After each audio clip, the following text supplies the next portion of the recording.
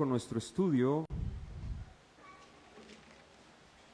a continuar con el estudio que ya traemos semana tras semana del primer libro de Samuel, Vamos a abrir nuestras Biblias, por favor, en el primer libro de Samuel. El día de hoy es un tema muy sencillo, muy digerible, muy rápido, en cuestión de comprensión. Vamos a continuar con un personaje que se llama Saúl.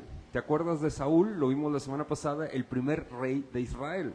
Aquí ya Saúl, vamos a ver su primera batalla, la primera batalla que enfrenta Saúl. Saúl se enfrentó, la primera batalla fue con los amonitas. Los amonitas son descendientes de Lot. ¿Te acuerdas de Lot? En Génesis, su mujer se convirtió en una estatua de sal, salieron de Sodoma y Gomorra, ¿te acuerdas? Lot era sobrino de Abraham, ¿lo recuerdas? Espero que lo recuerdes, viene en Génesis. Y los amonitas eran descendientes de Lot. Lot tuvo un problema cuando salió de pues sí, que salieron de ¿cómo se llama? De Sodoma y Gomorra, y de ahí descienden, de las hijas de Lot, descienden los amonitas, ¿no? Y es algo muy, que los amonitas siempre tuvieron peleas, riñas en contra del pueblo de Israel, ¿no? Es como los filisteos. Los amonitas, esto es a manera de introducción, los amonitas eran fuertes, sin embargo no eran tan poderosos como los filisteos, y es en cuestión de organización, en reyes, etcétera, ¿no?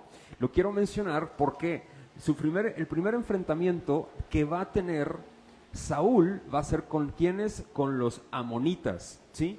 Pero esto es importante mencionarlo, hermanos y hermanas, porque los amonitas siempre querían subyugar a los israelitas, pero tenían muchas fragilidades en cuestión organizativas.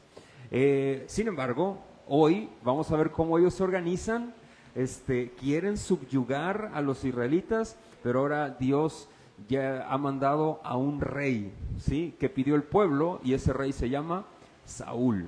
La semana pasada, haciendo un poquito de contexto de lo que vimos con anterioridad, hablamos acerca de cómo Saúl es presentado al pueblo de Israel. No sé si lo recuerdas, ¿no? Y lo presentan, pero Saúl temeroso y no quería saber no quería salir de donde estaba en el equipaje. No sé si lo recuerdas. Total, se presenta a Saúl.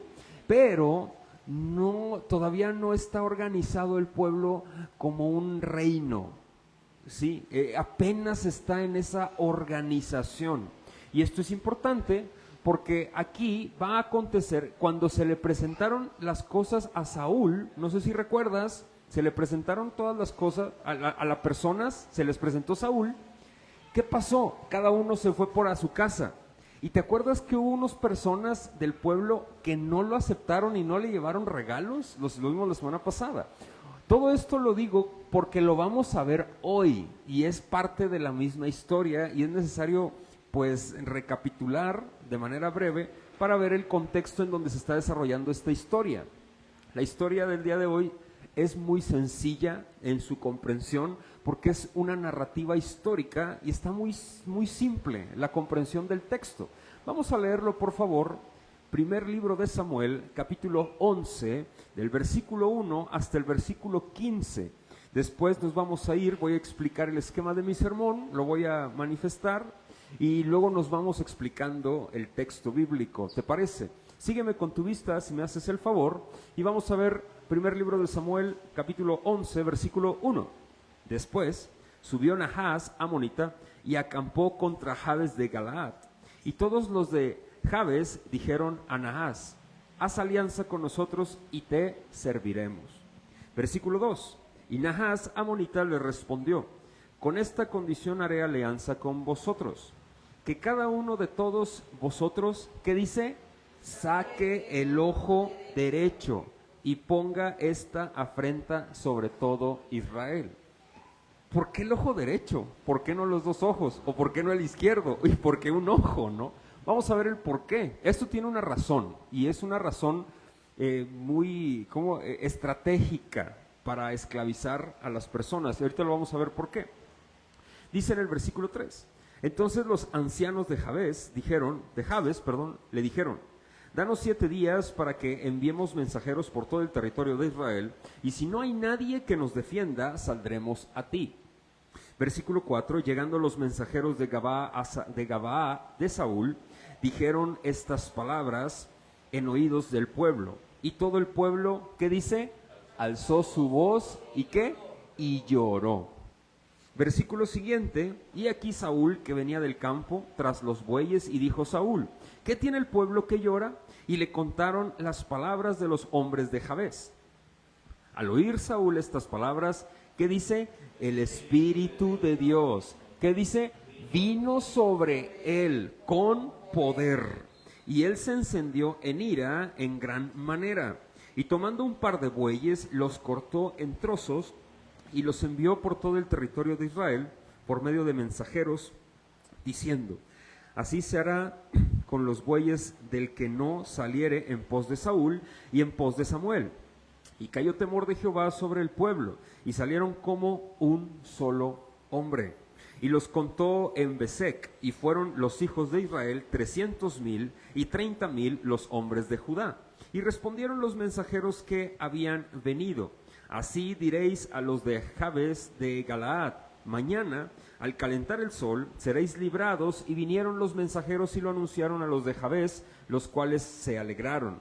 Y los de Jabes dijeron a los enemigos: mañana saldremos a vosotros para que hagáis con nosotros todo lo que bien os pareciere.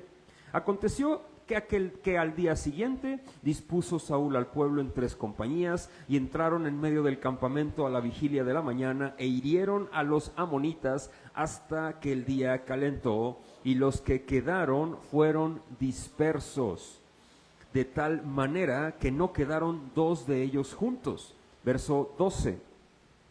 El pueblo entonces dijo a Samuel: ¿quiénes son los que decían: ¿ha de reinar Saúl sobre nosotros?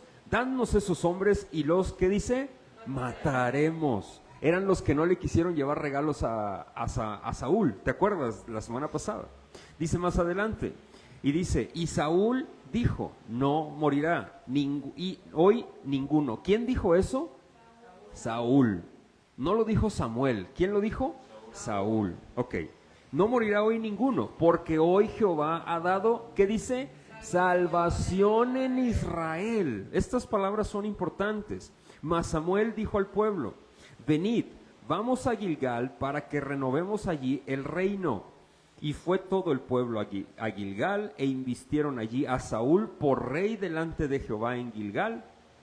Y sacrificaron allí ofrendas de paz delante de Jehová, y se alegraron mucho allí Saúl y todos los de Israel. Interesante texto. Es la primera batalla, y así se le denomina, la primera batalla de Saúl, ¿no? Saúl toma las riendas, arma un ejército, el primer ejército del pueblo de Israel, se arma, se ensambla y atacan y vencen, ¿no? En resumen es esto. Vamos a ver contra los amonitas, pero quiero empezar de esta manera. Yo quiero preguntarte algo, y es parte de mi ilustración, mi introducción. ¿Alguien te ha librado alguna vez de algo sin que tú metas las manos? O otra cosa, ¿alguien te ha dado, aparte de Dios, alguien te ha apoyado en algo en donde tú estás muy agradecido sin habérselo pedido? Sin haber tú metido las manos o puesto las manos, y que alguien ha tomado tu lugar y ha pagado una deuda o ha hecho algo por ti que dices: wow, utilizamos una frase, estoy eternamente agradecido con esa persona. No sé si se comprenda esa frase, es una expresión popular. Estoy muy agradecido con esa persona. ¿Por qué estamos agradecidos con las personas? Porque pues nuestro corazón, nuestras emociones, nuestros sentimientos están con una actitud de agradecimiento hacia una persona que nos ha dado algo o ha hecho algo que queda fuera de nuestras manos. ¿Sí me explico? Por nosotros. Supongamos, ¿de qué te han librado? ¿A alguien le gustaría hacer un comentario? ¿De qué se te vino a la mente cuando yo hice esta pregunta? ¿De qué te han ayudado? ¿En qué te han apoyado alguna vez? ¿Sí? El doctor que operó a Pablo nos ayudó mucho. El doctor que operó a Pablo, ¿no? Nos ayudó demasiado. demasiado, ¿no? Y estamos muy agradecidos con él, obviamente, ¿no? No tenemos cómo pagarle. Él tomó la posición, su especialidad, pero nos ayudó de más. O sea, no solamente tomó su posición como especialista, sino que nos ayudó de más todavía hasta como familia, ¿sí? Entonces, estamos muy agradecidos con él. Y hay un sentimiento que se genera en el corazón de nosotros como seres humanos, y esto es de manera común, o sea, es algo normal, a modo de gratitud. Pero también hay personas que son todo lo contrario. ¿Que son qué? ¿Cómo se les llama a las personas? Ingratas. ¿Te has topado con personas ingratas alguna vez? Hay mucha gente ingrata que tú le ayudas o le has ayudado o has visto que le han ayudado y casi le han resuelto la vida y que son ingratos. ¿Y sabes cuál es la base de la ingratitud? El orgullo. Porque creemos que el mundo gira en base a nosotros mismos y eso es una mentira. Si tú te mueres el día de mañana, el mundo sigue girando. El sol sigue, la tierra seguirá dando vueltas. O sea, no pasará absolutamente nada si mañana muero yo. Es más, si mueres tú o si yo muero el día de mañana, si el Señor nos llama a su presencia, el mundo sigue. Su vida seguirá. Si a mí me llama el Señor a su presencia el día de hoy por la noche, mañana su vida seguirá. ¿A poco no? No pasa absolutamente nada. El mundo no gira alrededor de nosotros. Pero, ¿sabes? El mundo sí gira alrededor de Cristo. Y hoy vamos a ver esto que es muy interesante y es muy importante para nosotros, que es el término gratitud. Porque nosotros pensamos que merecemos todas las cosas, incluso la redención que el Señor nos ha dado, o incluso la salvación que el Señor nos ha dado. Y te digo algo, hermanos, hermanas, nosotros no merecemos la salvación que el Señor nos ha dado. ¿Salvación de qué? ¿Tú sabes de qué nos ha salvado el Señor? El Señor nos ha salvado a sus hijos, a los que ha llamado, a los que le ha dado vida. ¿Sabes de qué nos ha salvado? Nos ha salvado de la ira de Dios en el día del juicio, número 1. Tú sabes que el día del juicio todos los muertos, grandes, pequeños, nos levantaremos delante de Él en su presencia y seremos juzgados. Eso lo dice la Biblia en Apocalipsis. Y cada uno recibirá de acuerdo a lo que Él haya hecho. Y eso lo dice Apocalipsis. Y seremos juzgados, todos, sin excepción. Sin excepción. No se trata de que, es que yo más o menos, no va a haber argumentos. Los argumentos Él los tiene, porque Él es el juez. Y Él sabe. No va a haber una defensa. Tu defensa, y nuestra defensa, los que no están en Cristo, su defensa son sus propias acciones. ¿Y sabes cómo va a juzgar? Con la ley de Dios, no con tu propia ley. ¿Y sabes cuál es esa ley? Los mandamientos. Así de fácil. Tú cuando eres, yo no soy abogado, pero sé que cuando tú estás en un juicio, vas a ser juzgado en base a ¿qué? A las leyes del México, ¿sí o no? O sea, fuera de la ley de México no puedes ser juzgado, pero si eres en el país de México. Es lo mismo, el juez establece las leyes y ese juez es el Señor y Él estableció su ley. Ahora, los cristianos tenemos un juez, y ese juez se llama Jesucristo. Entonces, nosotros somos culpables delante del Padre. Sin embargo, por el juez que tenemos, nosotros tenemos ya acceso, reconciliación, libertad a ese juicio. No sé si me explico. Mira, nuestras obras y nuestras acciones, todo lo que tú haces ahorita, sea bueno o sea malo, como tú estás justificado delante de Dios, hablo de los creyentes, y esto es muy importante, estás justificado delante de Dios. Las acciones que tú haces son buenas, o sea, son perfectas delante de Dios porque Dios ve a Cristo. No sé si me explico. Mira, otra vez, voy a utilizar este ejemplo para explicar esto de la justificación porque es muy importante que lo comprendamos como cristianos. ¿Tú has probado alguna vez las paletas Magnum de Holanda? ¿Sí las has probado? ¿Qué las caracteriza esas paletas Magnum? La cubierta de chocolate. Con nuez. Bueno, o almendras, ¿no? O clásica, ¿no? Ya hay muchas variedades, ¿verdad? Pero sí o no, tú ves una paleta Magnum, pero ¿qué te parecería si yo te digo, tú agarras la paleta Magnum, la sacas y es la pura paleta de vainilla, de crema? ¿Será una paleta Magnum? ¿Verdad que no? ¿Será una paleta Magnum sin cubierta? O sea, no. Una paleta Magnum se caracteriza por esa cubierta que tiene de chocolate crocante, ¿a poco no? Mis hermanos, supongamos que tú y yo somos la paleta de vainilla, sin cubierta. ¿Sí me explico? Y esa cubierta de chocolate, es la justicia de Cristo en nosotros. Cuando tú sacas la paleta Magnum, salivé, o sea, salivé. Cuando tú sacas la paleta Magnum del empaque, ¿verdad? De ese empaque muy ruidoso, lo sacas, ¿y qué es lo primero que ves? ¿La qué? La cubierta de chocolate. No ves la paleta de vainilla, ¿verdad que no? Ok, esa es la justificación delante de Dios. ¿Sí me explico? Lo que ve Dios primero de nosotros, haz de cuenta que es la paleta Magnum, somos la paleta Magnum, y lo primero que ve Dios de nosotros es esa cubierta que tenemos nosotros, y esa cubierta es la justicia perfecta de Cristo.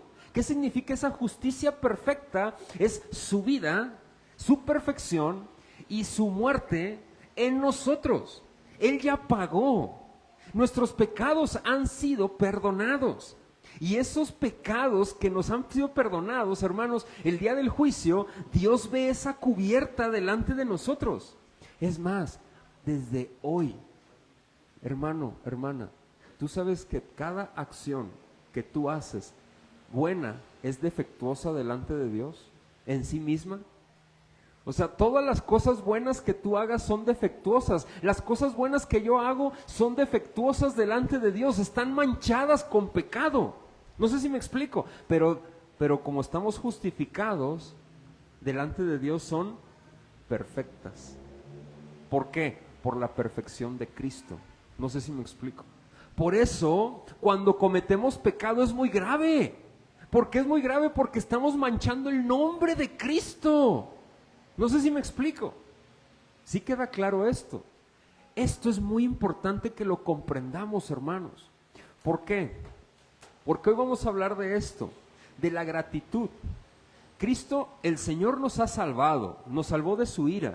El Señor nos ha salvado de pagar el precio que merecíamos pagar por nuestras condiciones pecaminosas. No sé si me explico. Y el Señor, mis hermanos, nos ha salvado de algo que se llama de nuestra esclavitud en el pecado. ¿Qué significa ser esclavo del pecado? Todo esto es mi introducción porque es el preámbulo a lo del texto que vamos a ver hoy, la centralidad del texto. ¿Qué significa que soy esclavo del pecado? Significa lo siguiente, hermanos, que te dejas influenciar por ciertas costumbres pecaminosas. No hay freno. Mira, no sé si tú recuerdas tu vida pasada. Hay cosas en tu vida pasada antes de llegar a Cristo, ¿sí o no? Todos los que estamos aquí tenemos una vida antes de Cristo, ¿sí? Y ahorita estamos en Cristo. Pero antes de Cristo, no sé si tú recuerdas, si te has puesto a pensar, ¿qué sería de mi vida si yo hubiera seguido con esa vida? ¿Te has puesto a pensar en eso? Yo me he puesto a pensar en eso y ¿sabes qué? He llegado a la conclusión, yo ya estaría muerto. Yo. Como iba mi vida, no, yo ya la veo de lejos y digo, yo ya estaría muerto. Dios me salvó de tantas cosas, pero yo creo que ya no hubiera más. O sea, ya iba desbocadísimo. Eso es, que tú te dejas influenciar por esa naturaleza pecaminosa. ¿Qué significa? Esos pensamientos pecaminosos los dejas influenciar, esos te influencian a ti. Ellos te gobiernan y te dominan. Dios, cuando te da vida, te saca de esa esclavitud, según Pablo en Romanos lo menciona, y ¿sabes qué? Tienes vida y tienes libertad. ¿Qué significa libertad? No para hacer lo que tú quieras. ¿Libertad de qué, mis hermanos? De la influencia pecaminosa que tú y yo antes nos dejábamos llevar. No sé si me explico. Ahora hay freno. ¿Sabes cuál es ese freno? ¿No te ha pasado alguna vez que tú has tratado de cometer algún pecado o se te ha ocurrido algo y hay un freno? ¿Algo te frena? ¿No te ha pasado alguna vez? No es tu conciencia, se llama Espíritu Santo. Así de fácil. No es tu conciencia, es Dios Espíritu Santo quien te frena y te detiene. Pero también hemos cometido pecados, ¿a poco no? Y el Señor usa esas condiciones para su gloria. No es el tema, no voy a profundizar en eso, no es el tema. Hoy vamos a hablar de la gratitud, porque Dios nos ha salvado de eso también, de la esclavitud del pecado. Cuando una persona viene conmigo y me dice, hermano, es que no puedo con mi pecado, hermano, tienes que hacerle frente a tu pecado. Sí puedes, si tú tienes vida en Cristo, sí puedes hacerle frente a tu pecado. Eso se llama mortificación. Tienes que aprender a mortificar tu pecado. ¿Alguien te ha mortificado alguna vez? ¿Se entiende? ¿Se comprende esa expresión? Que te mortifica y cómo se siente. ¿Cómo se siente? Nervioso, angustiado, preocupado. Bueno, eso, pero con tus condiciones pecaminosas. Estoy preocupado porque voy a cometer pecado contra Dios. Estoy preocupado y yo voy a empezar a batallar, a luchar en contra de eso. Ahora tú tienes la libertad para poder hacer eso. Antes no la tenías, porque antes te controlaban tus condiciones pecaminosas. ¿Sale? ¿Hasta ahí? Vamos a ver el texto bíblico. El esquema de mi sermón son 2 puntos y vas a decir, ¿qué tiene que ver todo esto? Hermanos, la gratitud es algo muy importante que debemos todos los días de tener con Dios, constantemente, un sentimiento de gratitud por la redención que nosotros tenemos. Familia, otra vez, debemos de tener y de alimentar, y te lo quiero decir de esta manera, el sentimiento de gratitud en nuestros corazones porque tenemos redención delante de Dios, y eso depende de nosotros. Tenemos que aprender a alimentar eso, tenemos que aprender a alimentarlo. ¿Por qué? Porque somos muy ingratos por naturaleza. Ingratos somos y nos creemos dignos de ser salvados, como que si Dios nos mereciera a nosotros. Hermanos, no es nosotros le necesitábamos a Él, no Él nos necesita a nosotros. No sé si me explico. Es muy importante eso, porque de ahí nace la gratitud. ¿Sale? El texto bíblico en mi primer esquema, en mi primer punto, es el primer conflicto como rey del rey Saúl. Esto lo veremos del versículo 1 al versículo 2, y del versículo 3 hasta el versículo 15 analizaremos cómo el Espíritu Santo está sobre Saúl y la batalla la gana. Pero Saúl gana la batalla no porque él fuera como sabio, poderoso, y digno de vencer, sino porque el Espíritu Santo vino sobre él. ¿Sale? Y ahorita voy a mencionar algo de esto que es muy importante. En mi primer punto, el primer conflicto como rey, el rey Saúl. Miren, esto es bien interesante. Fíjate en el versículo 1, y ya entro en mi sermón, después de la introducción acerca de la salvación, la justificación y la gratitud que debemos de tener con Dios. Checa lo que dice en el versículo 1. Después subió Nahás amonita.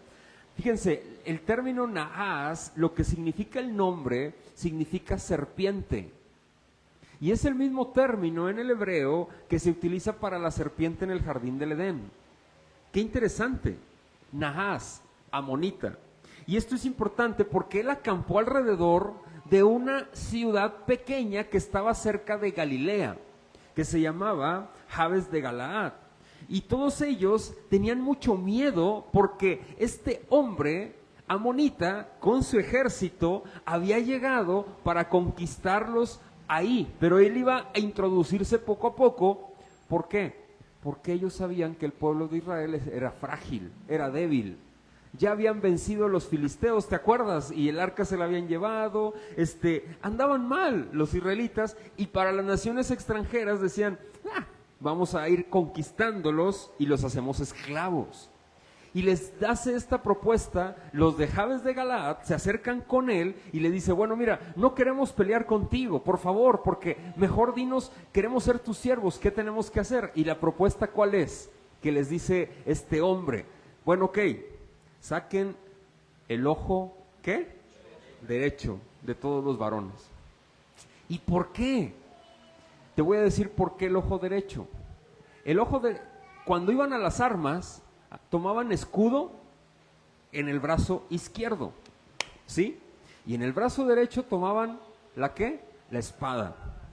Si sacaban el ojo derecho, ¿sí? Iban a quedar limitados en su visión para poder atacar.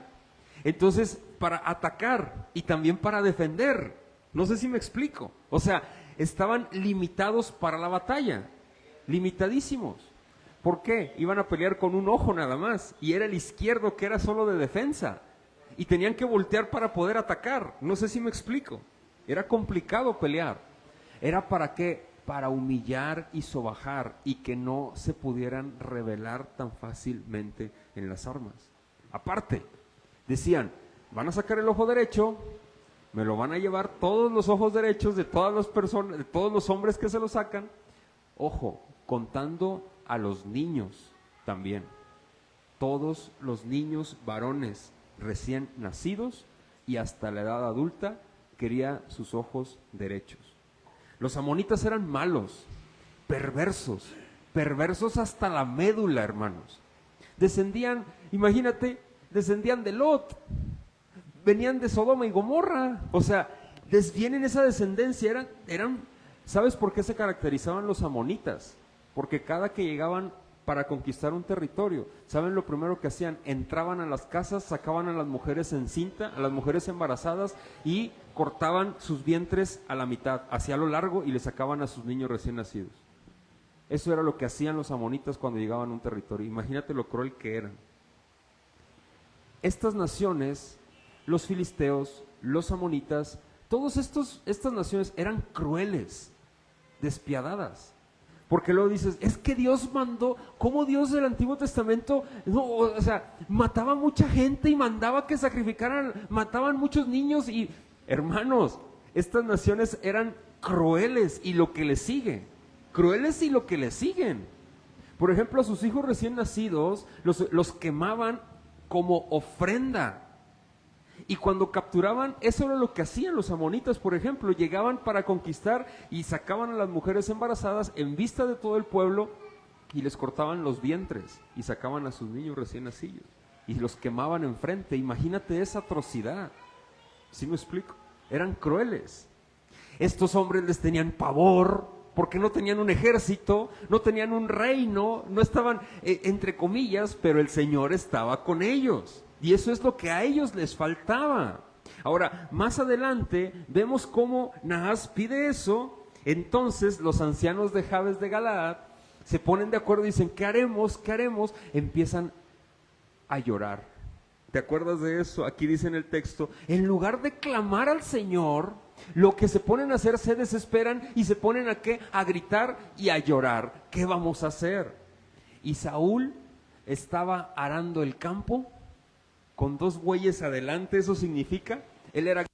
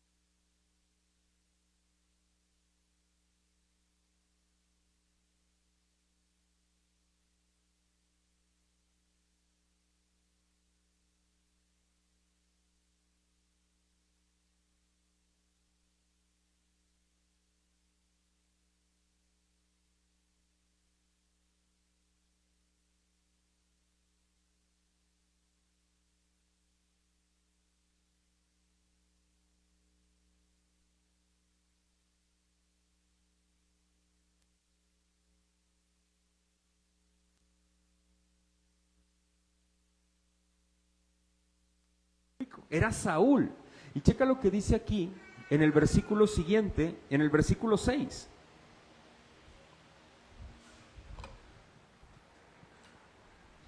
Dice: al oír Saúl estas palabras, el Espíritu de Dios vino sobre él con poder. Y él se encendió ¿en qué? En ira. ¿Sabes? Se encendió en ira. ¿De qué forma? La ira a veces decimos que es mala, ¿verdad? La ira es mala. Pablo dice: airaos, mas no pequéis, no se ponga el sol sobre vuestro enojo. La ira en sí misma no es mala, hermanos. Es las consecuencias que nos lleva la ira, a lo que nos lleva la ira. Pero aquí la ira es una ira santa. ¿Por qué? Porque Saúl estaba airado por lo que le estaba pasando ¿a quién? Al pueblo, al pueblo. Gracias. Al pueblo, hermanos. Y entonces Saúl dice: tengo que hacer algo. Pero este Saúl es muy diferente al que vamos a ver más adelante. Porque más adelante vamos a ver a un Saúl perturbado totalmente, y vamos a explicarlo más adelante lo que le sucede a Saúl. Pero aquí Saúl se aira y él dice: tengo que hacer algo. Y luego que los bueyes agarra, 2 bueyes, los corta en fragmentos, lo dice la palabra, y lo manda por el pueblo de Israel y les dice: vengan todos los varones, porque si no vienen a mi convocatoria, así les va a pasar. Él está airado con los amonitas y con las naciones vecinas por lo que les está pasando. Pero ¿quién produjo esa ira santa en Saúl? El Espíritu Santo.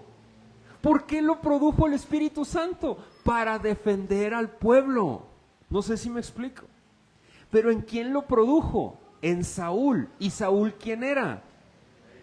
El rey de Israel. Grábate esto, por favor, porque esto tiene mucho que ver con la profundidad de la historia. Si nos enfocamos solamente en que Saúl levanta 30,000 hombres y los va y utiliza el ejército y acaba con el ejército y nos quedamos con eso, bueno, pues sí venció y todo. No vamos a ver la profundidad de la historia. Él era el rey en ese momento, escogido por Dios. El pueblo renegó y pidió rey y Dios escogió a Saúl. No cabe duda, pero aquí lo inviste con poder. ¿Y qué pasa? Va, sale, ataca en la mañana, temprano, ¿y qué pasó? Los venció.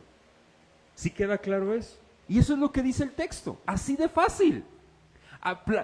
Aquí, miren, ¿saben quién era un estratega, un gran estratega para la batalla? David. ¿Te acuerdas de David? Lo vamos a ver más. Él armaba planes y organizaba la batalla. Saúl no. Saúl era, porque David era un pastor de ovejas. ¿Te acuerdas? Saúl era un agricultor. Sí, o sea, él no tenía esas nociones. Es más, David era un estratega de batalla nato. Saúl no.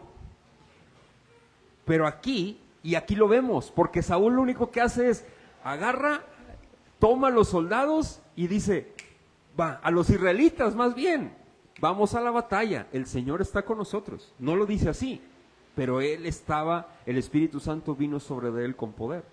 Y esto es muy importante para nosotros, hermanos y hermanas. ¿Por qué? Checa lo que menciona más adelante, aquí en el versículo, por favor, 11. Aconteció que al día siguiente dispuso Saúl al pueblo en 3 compañías. Estos son 3 grupos, con todos los miles que traía. Y entraron en medio del campamento a la vigilia de la mañana. Esto es al amanecer. Al amanecer llegan y ¿qué hacen? Atacan y acaban con los soldados enemigos, con los amonitas. Pero fíjate lo que dice más adelante, en el versículo 12. El pueblo entonces dijo a Samuel: ¿quiénes son los que decían, ¿ha de reinar Saúl sobre nosotros? ¿Por qué dicen esto? Porque en el capítulo 10, en el último versículo, hubo personas que hicieron menos a Saúl. Y aquí, con la como ganó la batalla, el ejército ya empoderado, le dicen a Samuel, Samuel, dinos, ¿quiénes menospreciaron a Saúl? ¿Para qué crees que lo iban a hacer? Para matarlos. O sea, para matarlos. Están despreciando a nuestro rey y nos acaba de dar la victoria. No sé si me explico. Y fíjense lo que dice, danos a esos hombres y los mataremos. Y fíjate qué dice aquí, y Saúl dijo, ¿a quién le preguntaron? A Samuel. Pero ¿quién fue el que dijo y dio por ellos? Saúl. Y Saúl dijo, fíjate, no morirá hoy ninguno, porque hoy Jehová ha dado salvación. ¿En quién? ¿Quién dio salvación? Jehová. Aquí lo dice Saúl. ¿Te fijas el corazón de Saúl aquí? Dice, no dijo que él, no dijo, dijo, hoy Jehová trajo salvación ¿a quién? A Israel. Y él puso, dice, no, a nadie, no morirá ya nadie más. No vamos a acabar con los nuestros, no. Esto trae una implicación muy grande y trae perdón de parte del rey a aquellos que lo menospreciaron en su momento. Esto es muy interesante para ti y para mí. ¿Por qué? Mas Samuel dijo al pueblo, ya no le reclamó nada, no dice nada a Samuel, venid, vamos, coronemos a Saúl, ¿sí? Y gocémonos con el rey. ¿Sale? Hasta aquí todo va muy bien con Saúl y venció a un ejército. Y esto es algo muy interesante para nosotros. Esta historia, como lo mencioné al principio, es una historia muy sencilla, pero es muy sencilla y muy profunda al mismo tiempo. ¿Por qué? Todos los reyes, todos, mis hermanos, todos los reyes, los personajes que son reyes, el oficio que tienen es de rey, valga la redundancia, ¿sí? Su oficio es el reinado. Y todos los reyes, hermanos y hermanas, todos los reyes, el oficio es dado por Dios, ¿para qué? Para mostrar que más adelante vendría un rey.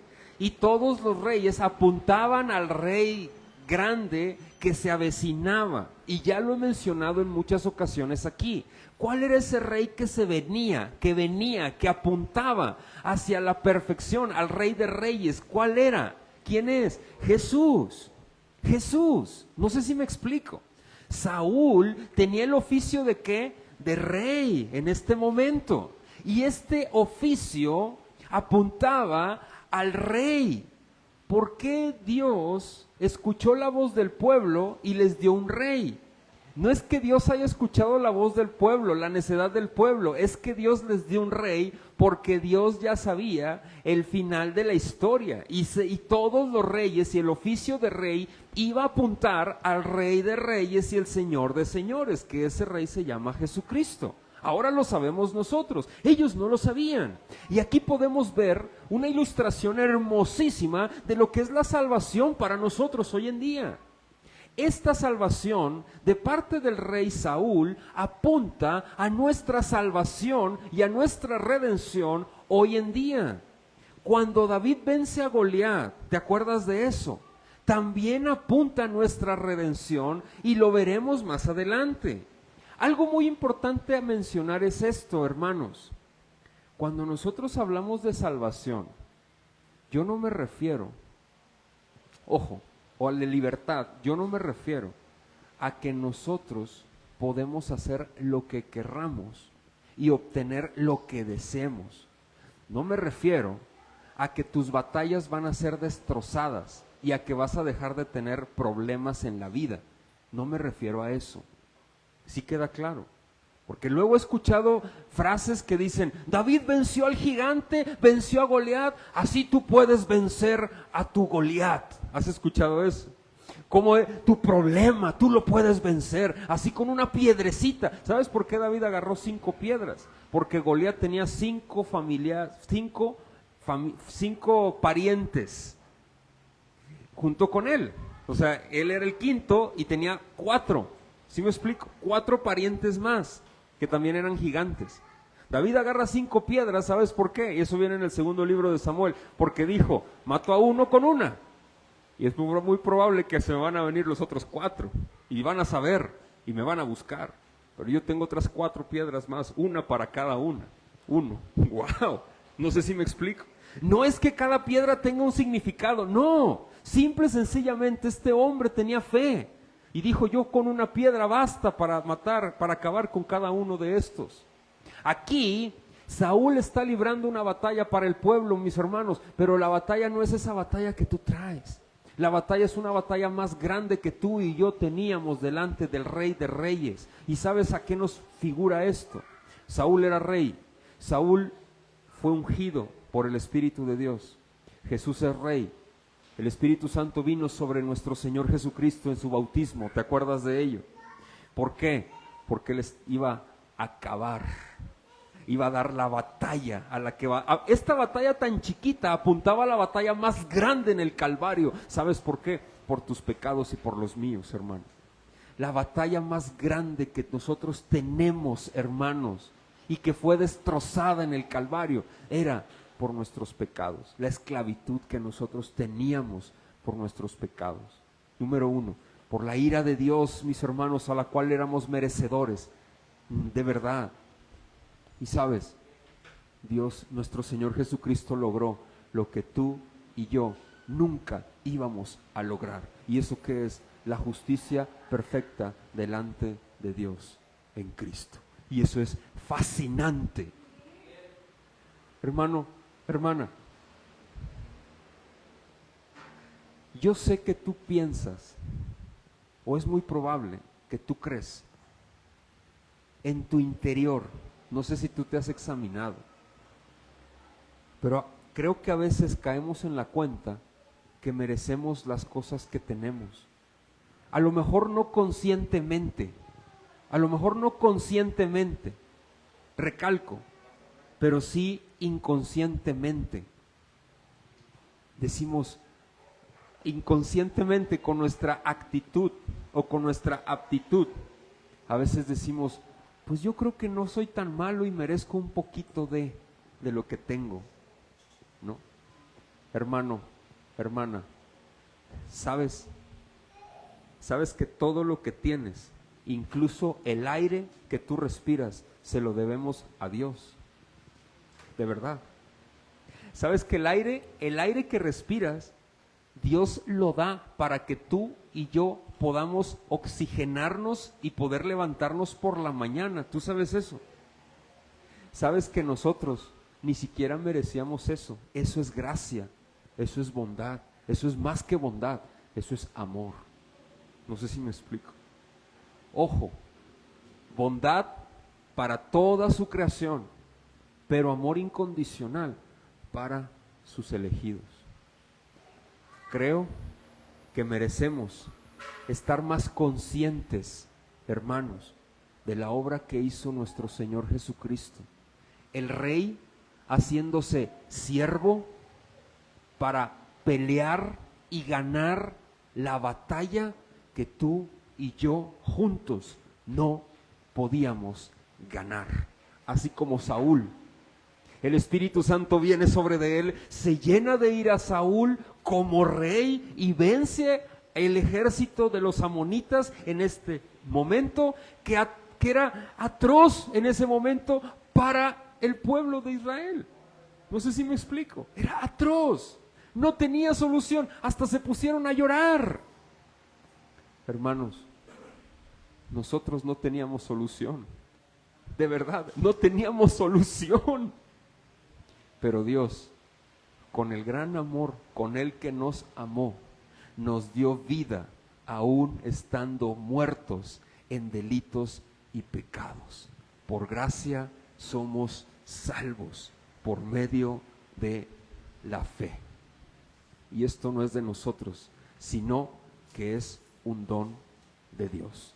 No por obras, para que absolutamente nadie se gloríe. Y si eso es maravilloso, si la justificación es maravillosa para ti y para mí, que lo tiene que ser y nos tiene que dejar estupefactos siempre que nosotros vemos esto en las Escrituras, quiero que me acompañes a un texto y quiero concluir mi sermón con esto. En el Evangelio de Juan, capítulo 1, por favor.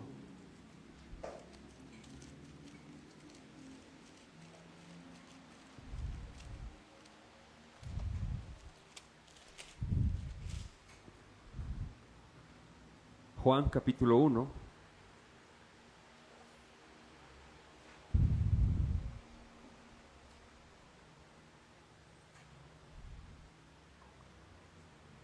Versículo 11.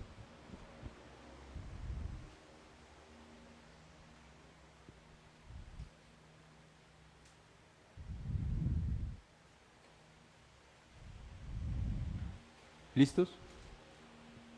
Si la justificación es hermosa, si el estar ahora con Dios es hermoso, porque Cristo ha ganado la batalla por nosotros, la batalla que nos separaba verdaderamente y que necesitábamos que Él hiciera las cosas por nosotros.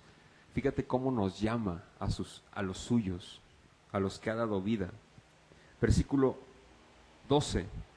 Mas a todos los que le recibieron, los que creen en su nombre, les dio, ¿qué dice? De ser hechos, ¿qué dice? Guau. Wow. Un profesor del seminario decía, la justificación es hermosa, pero la adopción desboca de amor, destroza mi corazón. No lo comprendo. Mira, ¿quién es hijo de Dios? El Hijo perfecto, inmaculado, santo, que vino al mundo, el Rey de Reyes. ¿Quién es? ¿Cómo se llama? Jesús. ¿Cómo se llama? Jesús. Tú sabes que el Padre nos dio la potestad de ser hechos. ¿Cómo? Hijos de Dios. ¿Quién es hijo de Dios? Jesús. ¿Sabes qué significa eso? Él nos ve igual que Jesús. ¿Te fijas? Él nos ve igual que Jesús. ¿Sabes por qué? Porque estamos en Él justificados. En esa cubierta que te expresé al principio en mi introducción, ¿te acuerdas? Pero Él nos ve a nosotros, sus hijos. No como sus hijos, no. Nos ve hijos de Él. No sé si me explico. Es fascinante. Mira, yo abrazo a uno de mis hijos, en mis limitaciones, y yo siempre que los abrazo, en mi mente digo, yo nunca quiero que te falte nada, hijo. ¿Sí o no? No quiero que te falte nada. Imagínate, yo soy un hombre mortal, imagínate Dios lo que hace. No sé si me explico. Dios nos abraza constantemente y nos dice, no te va a faltar nada porque eres mío. Wow, por poner un ejemplo. ¿Sabes cuál es el problema? Que nosotros creemos inconsciente o algunos conscientemente y estamos pecando, que creemos ser merecedores hijos de Dios. No sé si me explico. Hermanos, no merecíamos llamarnos hijos de Dios. No lo merecíamos. Es por amor, por gracia, por gracia. Nos llama Él hijos. Por su potestad, su autoridad, nos llama hijos. Porque no fuimos nacidos por la voluntad de nosotros, ni por varón alguno, como lo dice Juan aquí en el primer capítulo, en el versículo 13, sino por la voluntad de Dios. Él quiso que los que estamos aquí nacidos de nuevo fuéramos llamados hijos de Dios. ¡Qué hermoso! ¿A poco no? Es fascinante porque Él ganó la batalla que tú y yo no podíamos. Solo un rey, el Rey de Reyes y el Señor de Señores. Amén. Así es que hoy yo quiero animarte que por favor, ahorita que vayas a la cama en la noche, me hagas un favor muy grande y te lo pido con todo mi corazón. darle las gracias al Señor porque te permitió respirar el día de hoy, abrir los ojos el día de hoy, contemplar lo que contemplaste el día de hoy.